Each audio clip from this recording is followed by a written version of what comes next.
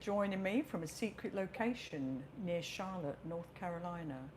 And with me tonight, I have my co-host. Yes, she's back. I'm a co-host, am I? Well, what do you want to be? Well, if I'm a co-host, does that mean I get a pay rise? You get a cup of tea. I get a cup of tea. Right. Okay. Oh, I'm a co-host. And it's Kim Shaw. Kim She's Shaw. back. Do you remember her? The hand. The hand. I'm the hand. She's the hand. I'm the hand. I don't know if you can see me here. No, you have to come in from the top. Okay, got to come in from the top. Okay. That's I'm it, the hand. the hand. Right. Oh, got a cramp in my leg. It's okay though. Age. Oh, that thing. Talking of age, don't you hate getting old, Kim? I feel like I'm Benjamin Button though. I do. I do. Lots to talk about tonight. Thank you for joining us. As you see, this is my new YouTube chat. This is table talk. It could be around a pool table. It could be around a bar top table. It could be around a coffee table. Who knows what you're going to get? But we're going to bring it to you from different tables, and it's table talk. It's Allison Fisher Table Talk on YouTube. I appreciate you tuning in. Lots has been happening around the world. Today I did a podcast for BBC, the BBC, called Framed. It's a framed podcast. So that's going to go out next Tuesday, and I will put that on my Facebook and social media posts for you if you want to follow and have a listen. I also re-signed with Fort Worth Billiards, so it's a big day for me. I'm very happy about that. They're a great company based in Dallas, Texas. Great superstore, tremendous crowd of people, and they do a lot for the game. In fact, recently they're supporting the Texas floods, so there's an online raffle that you can go to at the Fort Worth Billiards Facebook or Instagram, and if you want to donate to that and get in a raffle for some really wonderful prizes, you can do that. So that's exciting. Another thing I want to talk about, I'm involved in a new podcast with my good friends Mark Wilson and Mike Gonzalez, and it's called Legends of the Q. And our goal in this is to obviously talk and chat with legends and Hall of Famers, snooker players, pool players, people in the industry leaders, innovators, all sorts across the board. And the goal is to archive the material and have it in perpetuity so that people can really, through the generations, know what's gone on over the generations, if you like. You know, from when we were young, and we've got players like Nick Varner on it, Mark Wilson starting off, I'm starting off. We've had John Schmidt, and there's plenty more lined up, and it's going to be really wonderful. So I hope you tune into that. That's Legends of the Q. You can find it on Apple or Spotify or any podcast platform that you listen to. So look out for that. We actually launch on August the 1st. So you're going to enjoy that one. Kim, what's been happening for you in your life? Me, well, apart from being now a co-host, you know, we wrapped up almost the final shooting and filming for Q Queens. Our target was to raise $50,000, but the pool community and our family have been wonderful, and we actually raised $54,000. That is incredible. So thank you to everybody. Yeah. And I don't even want to be very specific about everybody who's helped, because I'm afraid I'm going to leave people out. No, I know. Because so many people pitched in. Well, let's talk about the Q Queens while we're here. The Q Queens project.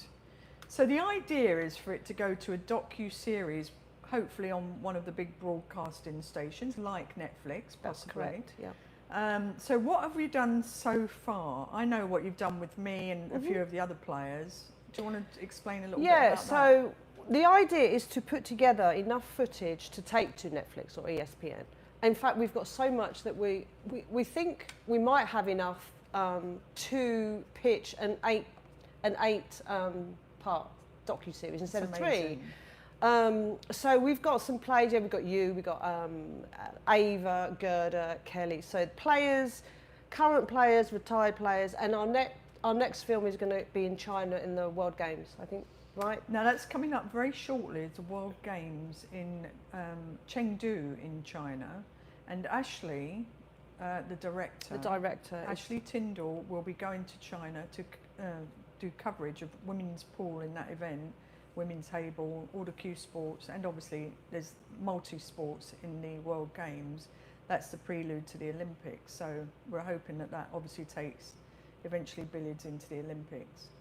Yeah, so the idea that we film that, and that gives us so much more content and layers of content, different players obviously, but in a different country, and it will show the international appeal of billiards or cue sports to Netflix to make it happen. So, yeah, so once we film that, we'll do a lot of editing, put it together, and then we'll get in a room with Netflix and pitch it. Pitch it to them. And we'll pitch it. Well, recently we all went to New York, didn't we? You had a very, very beautiful evening put together by Emily Duddy, one of our professional ball players. She's a local at the Amsterdam Billiard Club in New York. And what a wonderful evening we had, where you showed a little trailer, didn't you? And some of our players were there. Jennifer Beretta showed up. We haven't seen her in a while. 9mm. 9mm. We had right. Emily, Ada, Leo. There's yourself. Yeah. You're a former player, of course. Yeah.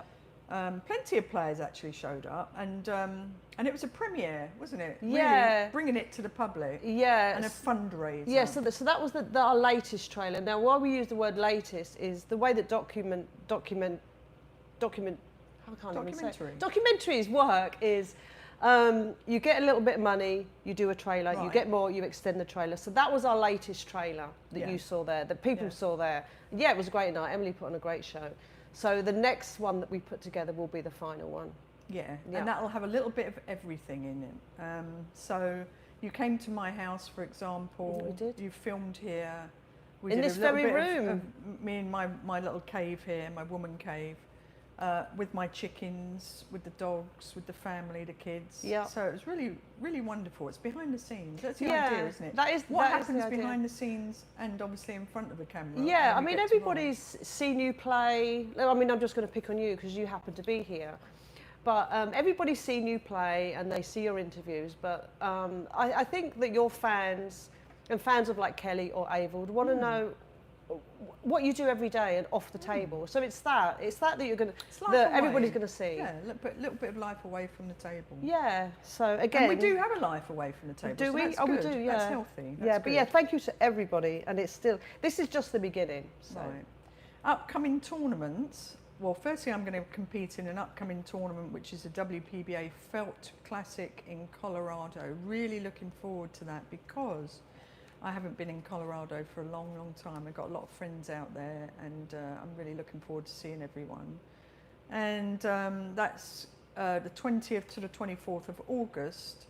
You can come along and watch it. There's a pro-am on the Wednesday night, 7 o'clock, with top players in the world you can partner up with and play. So we're really, it's so accessible, Paul, which is something I really like about it. You can come up and chat with the players, take pictures, and it's a wonderful tour to be a part of. Then we've got November 12th to the 16th, the WPBA Dr. Paul Tour Championship in Rothschild, Wisconsin. That's the end of the year event, and very, very nice event. I always enjoy that one. And then following in December is the Kamui, who's one of my sponsors, WPA Women's World 9-Ball Championship. And that's going to be December 14th through 21st in Jacksonville, Florida. What's been remarkable this year is that we've had, once we do that one, of course, we've had 2 World Championships in the US, which is remarkable. We haven't done that in many, many years. It's been in China and other parts of the world. So I'm glad that we've got it back in the US. And big things, I want to do a little shout out actually to Jasmine Ocean. She is the current new 2025 WPA Oneida Classic World 8-Ball champion, and congratulations, she beat Cheska Centino from the Philippines in the final 9-8. It was a great match. It was a nail biter. Did you see that 8-ball? I did. Well, yes, it was a brilliant 8-ball, Jasmine. And just well to talk done. about that, under that immense type of pressure, she really made a good decision, but she really took her time. And you can go back and watch it on the WPBA YouTube channel. We post all of our big matches there. So if you want to follow Women's Pool, you'll find all the matches on the WPBA YouTube channel. So that's really good to know.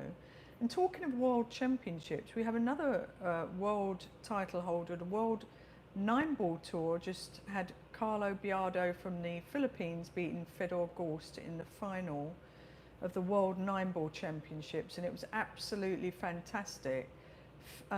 Carlo was leading 9-2.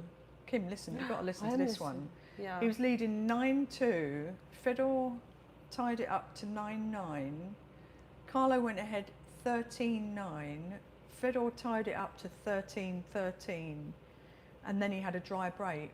Carlo ran out and then broke and ran the last rack to win 15-13. Wow. It was an absolutely fantastic match. Fedor showed a lot of heart. Carlo also showed a lot of heart in his finish to win it, because that's no easy feat when you've been that far ahead. And it was great for Paul. Paul is in such a great place at the moment, so it's very exciting, I think. And we've got some tremendous players out there. They're getting too good for my liking. I don't know about you. It's very exciting to watch, yeah. The men and the women. Yeah. So back to the Legends of the Cube podcast. So the idea is just to preserve, I think, and the archive of material so that it lives on through generations. Because a lot of people won't know. People like Buddy Hall, who passed away recently. Obviously, we'll do some coverage of Buddy and his career, because he's been an icon in the pool world. And it was sad that he passed away this year. And talking of which, I just want to give a little shout out for Chang Jun Ling from Taiwan, who unfortunately passed away at this year's Jakarta Open Predator event in Jakarta, Indonesia, and he's from Taiwan. So our prayers and thoughts go out to all the Taiwanese players and the APBU, the Taiwanese Federation. Our hearts with you, because he was such a great player. He was a world champion in 2012. He was a runner-up in the World Games in, I'm not sure which year, but nevertheless, he was a silver medalist. Great player. Very serious at the table. You didn't want to cross paths with him, and did a lot for the sport. But away from the table, he was a fun guy. You always saw him messing around with the Chinese players. So Jae-yu is a great player who comes on the WPBA tour sometimes, and that was her mixed doubles partner. So big loss. Again, our hearts go out to the Taiwanese Federation and players, so we're thinking about you. He was 40 years of age. Yeah, so terrible. Look after your health, everyone. You never know what's around the corner, do you? No. But I'm glad we got to mention it. What else, Kimmy? Oh, do you want me to throw you a question? Let's do a couple of questions. Okay. From people who've tuned in, and also people who have written to me on Facebook in the past couple of weeks. Okay, I've got a question from Marjorie Nazif. Do you ever get annoyed when people want a picture with you? Oh, of course not. No, of course not, Marjorie, because if it wasn't for the fans, we wouldn't be here. You guys and girls are what make it. You make it special when we play in arenas because of the atmosphere. That creates the atmosphere. If you remember, cast your mind back during COVID, for example, I went and did some commentary from Matchroom of the Moscone Cup. There was nobody in the arena, and it was just no atmosphere, and that's what we thrive on. So, well, I think all players are very happy to do their photographs with anyone who asks, sign autographs. The only thing I think that can be a little frustrating sometimes is if we're on a 5-minute timeout during a match. You may not know that we're on that, but you can usually see us because we're Zoom past to use a restroom or just take a mental break from the arena, and that's the only time where it might not be the proper time. But other than that, absolutely, we're all happy to do that. Oh, lovely. Oh, this is one of my favourite questions. It's from Tom Riding, and I'd like to know the last time you played snooker. Oh, I know why this is one of her favourite questions. Right, she's brought me back to a bad place. Have you had therapy yet? Well, my therapy was leaving you 30 years ago in England, but then you followed me over. I did. Well, anyway, what happened? Cast your mind back to 1990. Was it 4? 95. 95. Yeah, right. I'd never forget that match. Yeah, I bet you won't. Well, anyway, we were in India, and I wasn't very happy in India at the time, and my mother was with me. And Why weren't you happy in India? we got to the championship. Here's how it all happened. You qualified earlier in the year, and it was For what supposed tournament to, was it? for the World Women's Snooker Championship. Okay, and 8 of you got invited over to Delhi in India to play in the finals. Well, the year previously, I won the event in India, and it was absolutely beautiful event. It was in a 5-star hotel, really nice, and very happy. And I was, I really built it up to my mum when we went back. Well, anyway, everything changed. We stayed in a different hotel. It wasn't that nice, and we went to the arena, and it was just a concrete room. It was 120 degrees heat, no air conditioning. And it just wasn't set up for a world championships, and I was very, very disappointed. So I kind of lost a little bit of my mojo, and I turned around to my mum in the semi-final. I think I was playing Lisa Quick. I said, you'll never see me play snooker again. I don't know what final. I don't know the semi-final. No, quarters. Yeah. So I said, you'll never see me play snooker again. She must have thought, oh yeah, whatever. I've heard that before. Don't know if she had, but she probably thought that.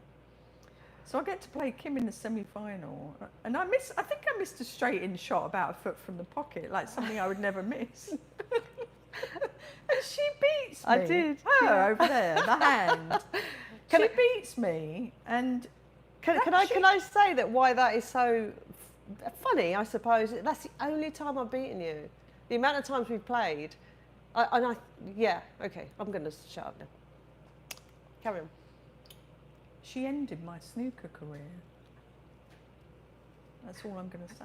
Okay, so she was the last person to beat me in snooker. So Tom Riding, the last. Actually, I'm telling a little porky pie. That was the last time I competed in a pro tournament, and then about a year into being in America, Sue Backman, who owned Chalkers Billiards, I think in San Francisco, all my memories coming back. Wonderful ballroom, and she said, would you come and play in a snooker event? I said, well, I gave it up, and when you give something up, you don't really want to go back. That's the way I am. And so I did play, and I played Elaine Robidoux in the semi or final. I can't remember what it was, and I think I made a 70 and 80 break. Wow. I was shocked. It came out of nowhere, and Elaine at that time had just finished in the semi-finals of the World Snooker Championship, losing to Ronnie. Oh, okay. So Elaine actually is a man, not Elaine. It's Elaine. Elaine, Canadian, French Canadian. What does he? He's a lovely guy. He spins the balls, doesn't he, with his hands? He's very entertaining. Yeah, he does trick shots, spinning the balls with his hands. He's incredible. Bonjour, Elaine, if you're watching. Bonjour. So there is a second part to Tom Riding's question. Yes. What is your highest break in snooker? My highest break is 144 and 143 in a tournament. Wow. And I was the first woman to do a 100 break on TV. Who was the first woman to make a 100 break in a WLBSA tournament? There's a clue. Here's a clue. Oh, I think she's sitting in the room with you. Okay, another question. With me? Okay, would that be Kim Shaw? 104 at Coventry. Did you? Yeah. You're the first person in the WPBA? First woman, yeah. I was probably gutted. You were gutted. Because it was a record I didn't have. And I can't lose that. Anyway, Crystal Sparrow has a question for you. Go on. How do you keep yourself in good physical shape? I'm on the treadmill now, daily, probably 45 minutes to an hour. So I'm trying to catch up for all the times that I haven't been doing it, and using the bands because I've had a lot of arm issues with my age. It's funny when you get talking to people of a similar age that they tend to have a lot of arm issues. So it's been very painful, and I've missed a couple of tournaments through this. But I'm using the bands now that give you some leverage. What's the word? Tension. So you can work different muscle groups. So I think that helps. Yoga helps. I need to join my yoga studio again because that's really good for pool players in general. In fact, it's so good that my brother's taken it up, and I've never thought that would have happened, but he has. So good on you, Dave. Do you think playing billiards for as long as you have is the reason that your shoulders hurt and your Could arms be. hurt.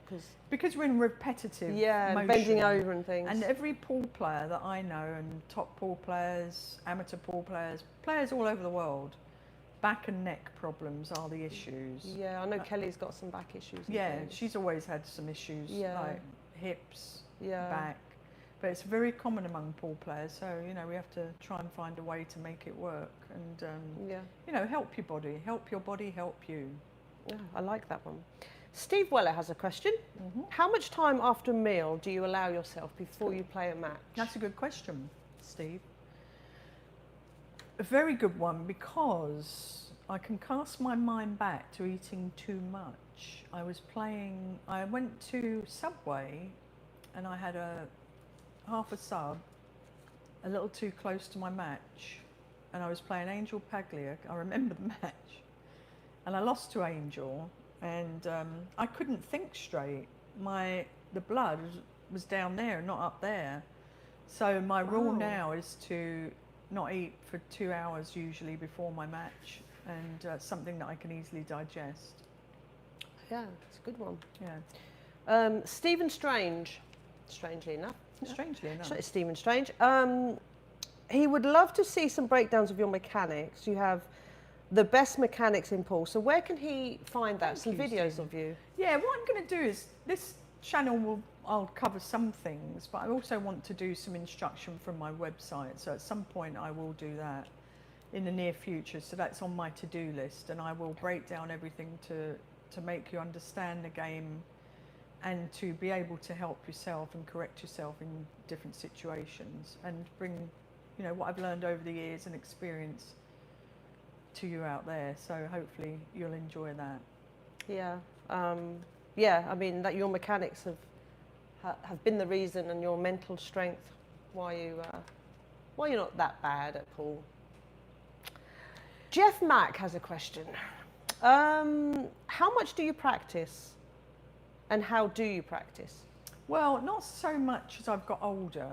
I did a lot when I was younger, and it depends on the tournaments coming up. I tend to prepare for a tournament now rather than a constant play.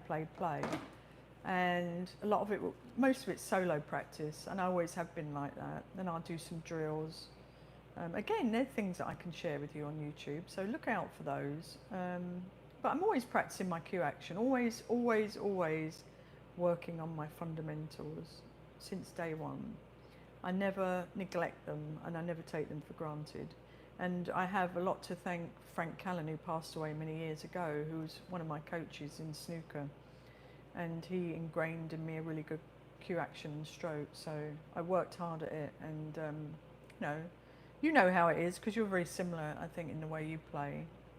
But the tempo and timing is something that you need to work on hard. And of the male players at the moment to watch, is my favourite is Fedor Gorst, because he's got that down to a science. And it's much like, for me, watching Steve Davis back in the 80s, who I emulated and who was probably my role model. And with Fedor, he's still so young. He's won 2 world titles and many other titles. You know, he's had a fantastic year, and he just was runner-up. So, you know, it was never a fluke in the World Championships, and he had some terrific matches. And I think his temperament, his timing, his talent, everything is wonderful at the table. His sportsmanship, he got that shot clock down to a science in the World Championships, managed it really well. And how many seconds was that? Just was so professional. 30 seconds, but okay. It's so professional and a really great representative, and I think he's going to be one of the best ever. You know, he's still got plenty of time. Yeah. Actually, another shout out, she doesn't like to be mentioned in the same sentence, but they are engaged, is Christina Tkach. She had a fantastic year last year and finished the year in New Zealand winning the World 10 Ball Championship. So shout out to Christina Tkach, who's come a long way in the last couple of years and really making a mark. I do believe that she's the WPA world #1 at the moment. So that's fantastic. Yeah. Yeah, it's you know, I retired in 2010, and I've been out of the game for a while. But then coming into the Q Queens, and interviewing the players and watching the players. It's like it's just incredible how much talent there is. Yes, great players. With the young women playing. A lot of people, and I put that down a lot to social media and YouTube and what's out there. The amount of information that you can get online, watching players and matches. In fact, if you ever want to follow the WPBA, go to the WPBA YouTube channel, as I think I mentioned it earlier, and you can follow a lot of our big tournaments and big matches. So, always something. Yeah. Okay. Chris McClellan.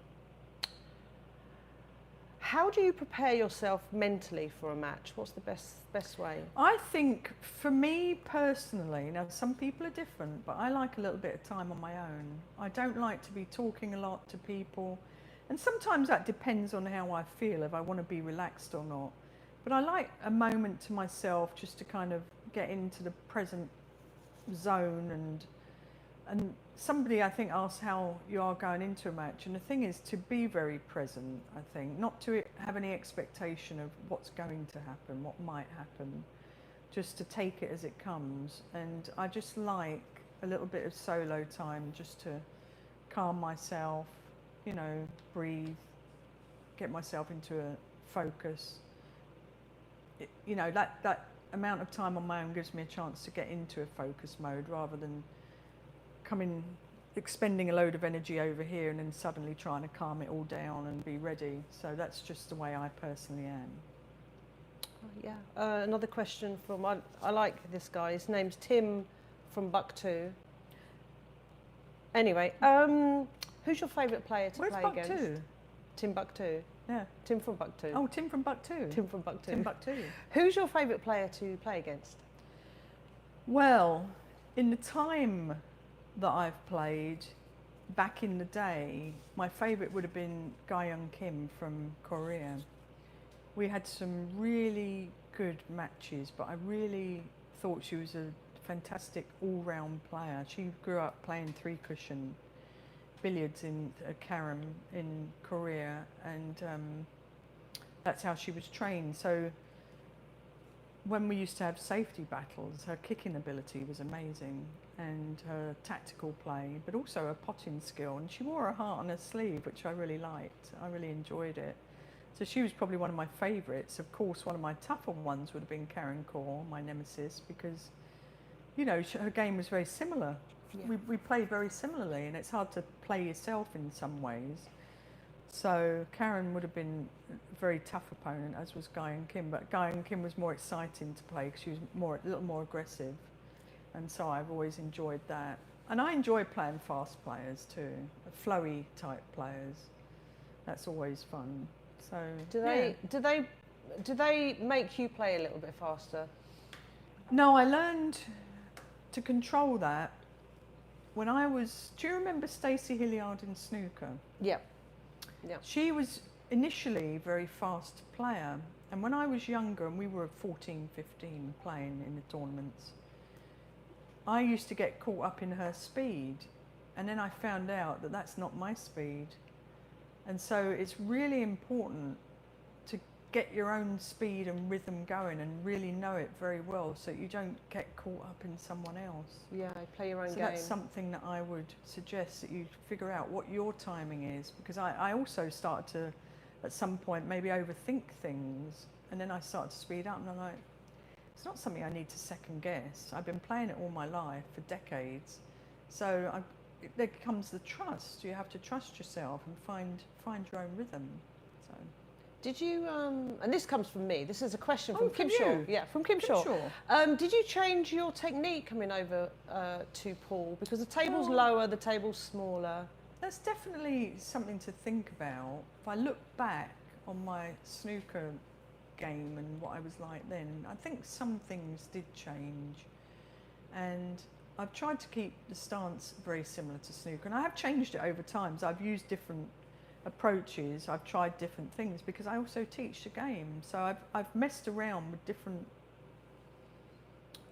strokes, timing, eye pattern, length of bridge, a little bit on the stance. I've tried everything, and that's a good thing, because take Tiger Woods, for example.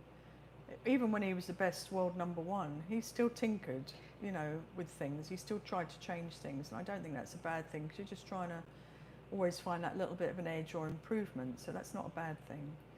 But talking of which, going back to teaching, I was asked that on a podcast today. I've been teaching for 30 years, and it started Paul School in Paradise with Paul Potier, Mike Massey, Gerda and myself. And it was Paul School in Paradise because we did it in Hawaii. I miss Hawaii. I miss Hawaii. And my friends in Hawaii. And Hawaii's I hope you're all okay, safe, by the way. By the way, I hope you're all safe. Yeah. So checking in on you in Hawaii, we're praying for you and hoping everything's good. But anyway, now I do my academy in Clemens, North Carolina, at Break Time Billiards and Sports Bar, who are one of my sponsors. And I have an academy coming up September 5th through 7th, and October, I think it's the 17th through 19th, but you can find out on Facebook when that is. And I have a few spots for the September class. My class is taught with Mark Wilson, who's a great guy and an excellent teacher, and it's always a pleasure to teach with Mark. So if you still want to come along to that, you can still book your spot for that. So we'd love to have you. And I just was on the web the other day, and I noticed, and I just want to give another little shout out to my friend Ina Kaplan in Germany. Her and her mates had a women's pool festival at Bergisch Gladbach in Germany. I hope I didn't butcher that then. It was sponsored by Mezq's, and they had a women's event, a doubles event, and a under-18 event, a girls event. Oh, nice. So how nice is that? Yeah. It's all happening around the world. It is. Predator just had an event, I think, in, as I said, Jakarta, Indonesia. They had a men's event, a women's event, and mixed doubles. And Seo, I always get this name wrong, So Seo from Korea, who actually studied under Guy Young, won the event for the women. I'm not sure who won the men's event, but I do know that. And she's a great player. She's won a couple of those events, and still very young, but a very good player. And she also played in the Matchroom, the World 9-Ball Tour World Championship. She got an invitation into that, and I think she got through to the round of 64. So great result. Keep going. All these players from around the world, amazing. And let's look at some of it. I don't think I mentioned who's won events this year on the WPBA tour. So the ICB event was our first event of the year, which I missed, and Jasmine Ocean won that. So she got a good start to the year. The next event, I think I missed again, and I can't remember which one it was, but we can come back to that. But then there was a RACS Invitational, which So Jae-yu from Taiwan, Taipei, beat Christina Tkach in the final, 10-5. And I lost to So Jae-yu 9-7 in that, and Christina Tkach 9-8. So I was right on the verge there of trying to win an event, but they beat me. One rack out. And that's all it takes. You know, it's like, Yeah. I remember against Christina, I played, I'm going to reenact that, not now, but on YouTube, I'm going to reenact my poor decision. Okay, I had a 9-ball, I made the 8-ball, landed really strangely on the 9, and I'm going to show you what I should have done and what I didn't do. So that will be coming up. I'm going to wear a blonde wig and be Christina Tkach in the corner. I'll be sitting in the corner. Yeah, okay, you can do that. Yeah. Sit in the corner. And then after that, let's see, the Soaring Eagle Masters, one of my favourite events, but I didn't make it due to my arms giving me a little bit of jip. But let's see, who won that? That was won by Wei Zi Chen from Taipei, Taiwan again. And she beat Pia Filler in the finals 10-8. I just rewatched a little bit of that earlier, and Pia missed a straight in 8-ball to go 9-9 to force a decider, wiggled it in the pocket and left Wei for the out there 10-8, so that was good. And then Not for Pia, it wasn't. Pardon? It wasn't good for Pia. Pia was very upset, I think, as you would be, but yeah. She's had some really great consistent results this last year too, so she's one to watch out for, playing great. They're just getting younger and Her younger. attitude's very good. Yeah, temperament, I think. Temperament. You know, she's married to one of the best pool players in the world, in Joshua. The Killer Fillers. Killer Fillers. Have we got any more questions? No. Have we got anything else on the agenda? Because I've got some fun things to ask you. Oh, I would love that. Let's go to let's go to fun things. Okay. From Kim Shaw. This just in. It's fun things. Okay. All right. So picture this. You're on a desert island. Okay. It's almost like desert island discs. Isn't it? Well, let's do desert island discs. Oh, I love that. You're on a desert island. Okay. What album would you take to the island? Oh, I know what you would take. What would I take? Oh, you would take Barbara Streisand. Correct. You're Correct. right. You know me better than myself. I know. I just reminded you of that. I would like to take a mixed album because of 80s music, I think. Yeah, I agree. You know, one thing I've thought recently, I thought how glad I am to have been brought up in the generation and time that I've been brought up in, because we've experienced so much. You know, the 70s, the 80s, the 90s. Now you're giving our age away. I know. Well, anyway, I mean, think about it. Computers. We grew up with our cell phones. We had, if you called us at home, we had to be there. There was no answering machine. And it was a dial phones that nowadays they don't know how to use. Rotary, yeah. They don't even know how to do joined up writing now. They don't teach that. It's amazing. Yeah. And you know what? You know one thing that I've seen, instead of EG, for example, it's EX. Have you seen that? No. Yeah. Okay. So that's the thing. That's the thing. But I think that's a thing. over here. That's definitely a thing. But I think in 80s. Yeah, but we grew up without internet, without cell phones. I know. Yeah, and it was fun. Anyway. We were outdoors. Okay, so we're the 80s. All right. Snooker table or pool table? Desert island. I know. Oh, Lord. And am I stuck on this desert island for life? Oh, yeah. You've got your family with you, so you're fine. Yeah. Oh, I don't know. No, I think it's a I'd have more toughie. fun on the pool table, but the snooker table is kind of old school, isn't it? I think I'd take the pool table. Pool table, all right.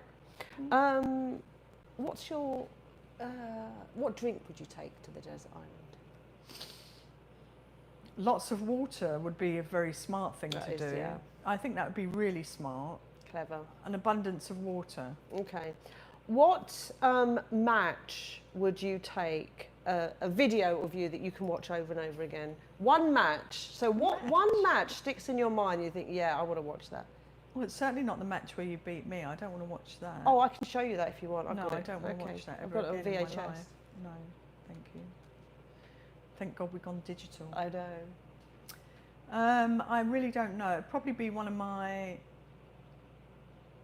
national wins, I think. Yeah. I think my first ever nationals win, it was back at the bicycle club in Los Angeles in 1995, and my dad was there. So I think I would take that.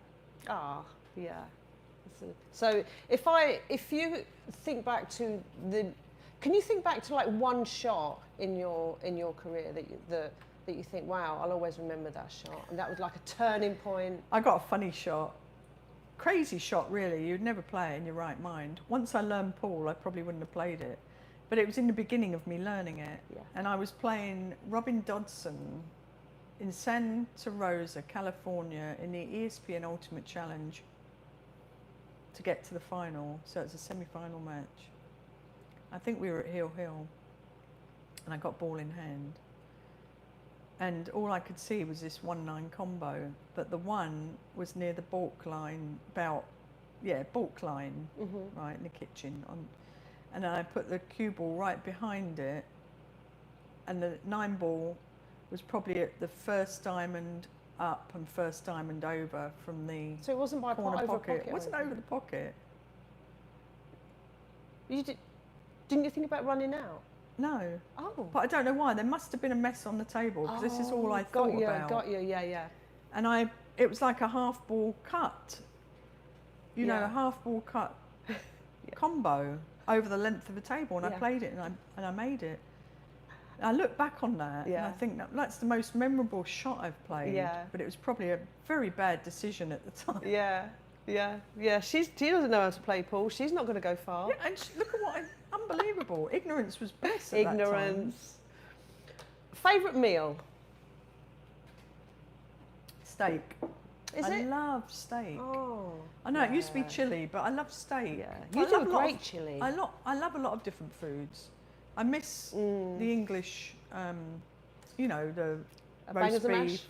No, Fish and the chips? roast of the day. Roast. Yeah, Yeah, that was, yeah, we'd always have a Sunday roast on Oh. a Sunday. the best. Yeah. The I go best. back and forth between Indian and, what's my other one? Thai. Yeah, I Thai like- green curry. I like both of those. Mm. So if you want good Indian food, go to Break Time Billiards and Sports Bar, Clemens, North Carolina. Are they your sponsor? Authentic. Authentic.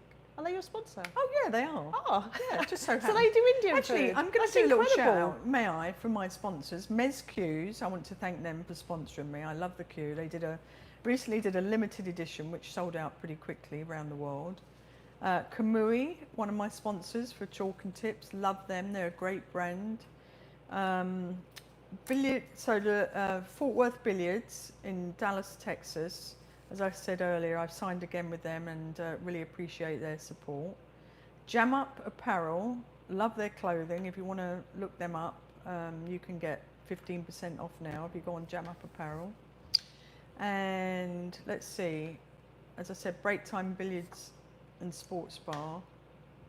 And I think that's it. Oh, and Brunswick, of course. What am I saying? Look behind me. Oh, Look at that Oh, table. nice. That's my gold crown. Yeah. Of course. Brunswick Billiards, the best of the best. And I'm really looking forward to soon having the Gold Crown 7 that's come out this year. So that's very exciting news. And I appreciate them. They're one of the best in the business, a legend in the game, iconic brand. that is one of our contributors to Q Queens. Actually, the Wonderful. first. That's Nick, excellent. Nick from Nick Brunswick. Barron. So Nick thank you. Barron. Thank you. Yeah. Thank you, So I everyone. don't have any more questions lined Well, up. I think we're going to wrap it up soon. I really appreciate you joining in. I'm sure Carly McGee from England is online. Carly. It's 1 a.m. over there, so thank you, Carly. I can't access any questions live at the moment, but We'll really, be better prepared next time. We will. We Yeah. really appreciate you tuning in. I hope you enjoyed it, and we hope to see you again on Table Talk. So it's good night from me, and It's good night from her. good night.